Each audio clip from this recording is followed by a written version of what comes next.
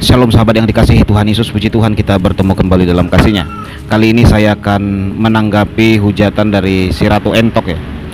Dalam video yang saya baru upload beberapa jam yang lalu. Ya, video itu sengaja saya pisahkan ya, tanggapan saya dan video pernyataan dia. Kalau kita lihat apa yang dia katakan seakan-akan mengukuhkan dia telah menjadi saksi di masa-masa kehidupan Yesus. Makanya dia berkata Tuhan Kristen Nete, Beol dan lain-lainnya sahabat. Yang menjadi pertanyaan bagi kita, benarkah si Ratu Entok ini adalah saksi di mana masa-masa Yesus ada di dunia? Kok dia bisa tahu gitu loh? Karena sudah sangat jelas dan dipastikan 100% pernyataan dia ini tidak ada tercatat di kitab orang Kristen. Penting kita ketahui ya, karena untuk mengetahui Tuhan yang benar, Tuhan yang kita imani itu tentu saja patokannya adalah Alkitab atau kitab suci. Dan semua pernyataan dia ini tidak ada tercatat di kitab suci. Nah, kalau tidak ada di kitab suci berarti dia adalah saksi pada masa itu. Logika kita. Dan saya percaya dia bukan saksi sahabat. Logika kita, tidak mungkin dia hidup di masa Yesus berada di dunia. Itu sudah pasti sahabat, tidak mungkin. Dari mana dia bisa dapat perkataan begitu? Tentu saja dari asumsi pribadinya, asumsi liar pribadinya. Karena firman itu menjadi manusia, Yohanes 1 ayat 14, firman menjadi manusia.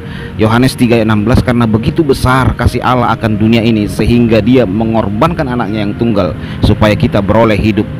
Jadi karena Tuhan orang Kristen pernah ada di dunia, dia lalu berasumsi tentang pentil hal-hal yang badani.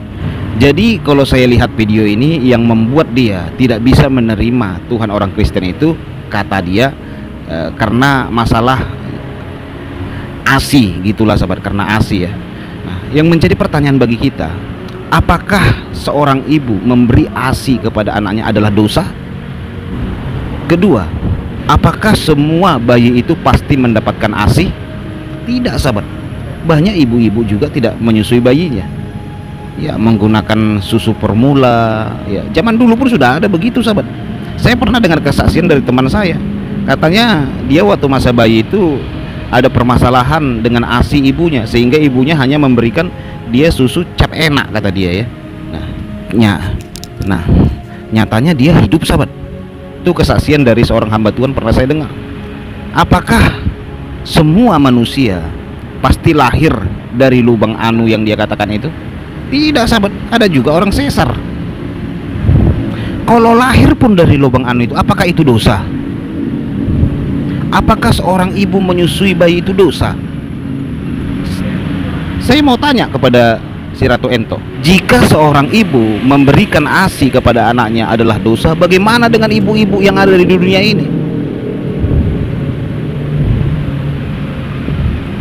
Padahal seorang ibu memberikan ASI kepada seorang bayinya itu adalah perbuatan yang sangat mulia, dan semua agama mengakui itu.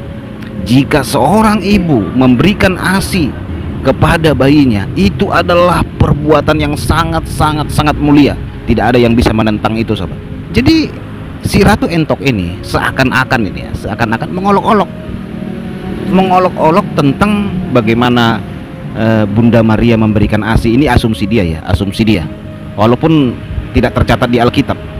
Dan kita juga tidak bisa berkata bahwa Bunda Maria memang benar memberikan ASI kepada Yesus Kristus, karena kita tidak melihat pada masa itu. Ya bisa saja dengan hal-hal lain, pada masa itu kan penuh mujizat sahabat. Kelahiran Yesus saja banyak mujizat kok, banyak pernyataan-pernyataan yang luar biasa yang di luar akal logika kita. Ya penuh mujizat. Jadi tidak bisa kita samakan kelahiran Yesus dengan kelahiran manusia biasa. Saudara baca itu mulai dari Matius 1 sampai Matius 5, saudara baca Lukas 1 sampai Lukas 3 saudaraku. Saudara lihat bagaimana mujizat-mujizat yang hebat. Seorang bayi lahir itu diberitahukan oleh malaikat-malaikat bahwa seorang Mesias akan lahir. Dia adalah juru selamat. Tuhan dari kota Daud. Itu kan jelas sahabat, malaikat saja memanggil Yesus itu adalah Tuhan. Bahkan malaikat berkata kemuliaan bagi Allah di tempat yang maha tinggi ketika melihat bayi itu. Nah, di situ kan sudah jelas sekali perbedaannya manusia biasa dengan Tuhan Yesus Kristus. Sudah jelas sahabat. Manusia biasa belum tentu diberitahukan oleh malaikat kelahirannya, belum tentu dinubuatkan oleh nabi-nabi sebelumnya, belum tentu nabi dan rasul tunduk kepada dia. Hanya Yesus Kristus satu-satunya bayi pada masa itu yang sudah dinubuatkan jauh-jauh hari. Nabi dan rasul tunduk terhadap dia, bahkan malaikat tunduk terhadap dia. Jadi Ratu Entok tidak bisa berasumsi seperti yang dia katakan itu, karena dia melihat manusia pada umumnya begitu gitu ya. Ya walaupun tidak benar 100% bahwa manusia pada umumnya begitu. Maksud saya begini, tidak semua orang lahir dari, maaf nih, dari bagian sensitif wanita. Tidak semua, ada juga disesar. Tidak semua juga bayi itu pasti disusui. Ada juga yang menggunakan susu formula. Ya pada masa dahulu bisa saja saudaraku menggunakan pengolahan susu yang tradisional. Bisa saja, kita nggak tahu. Justru kalau seorang ibu bisa memberikan ASI kepada anaknya, itu justru mulia loh. Tidak ada dosa di situ, dan tidak ada yang perlu kita salahkan, dan tidak ada yang perlu kita olok-olok di situ. Masa iya seorang ibu memberikan ASI kepada anaknya kita olok-olok? Justru itu adalah perbuatan yang mulia, dan semua agama sepakat tentang hal itu. Ibu mampu memberikan ASI kepada bayinya, itu perbuatan yang mulia loh, bukan dosa. Jadi tidak ada yang salah di situ, tidak ada pelanggaran di situ, tidak ada yang menyimpang dari hal itu. Tidak ada saudaraku. Itu bukan perbuatan yang menyimpang. Jadi apa salahnya? Sehingga si Ratu Entok ini sampai protes. Sampai protes dia. Kalau dia tidak tahu tentang Alkitab, bagaimana Yesus Kristus itu adalah firman, sesuatu yang ada di dalam Allah, firmannya, suaranya diutus menjadi manusia, yaitu Yesus Kristus. Jadi jangan asal ngebacot gitu loh.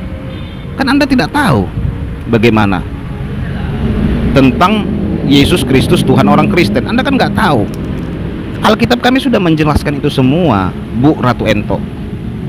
Menjelaskan itu semua. Jadi kami tidak sembarangan menuhankan Tuhan Yesus Kristus. Kami bukan orang bodoh. Lihat semua penelitian-penelitian itu.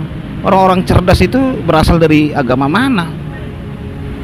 Apakah mereka semua orang bodoh? Kan tidak.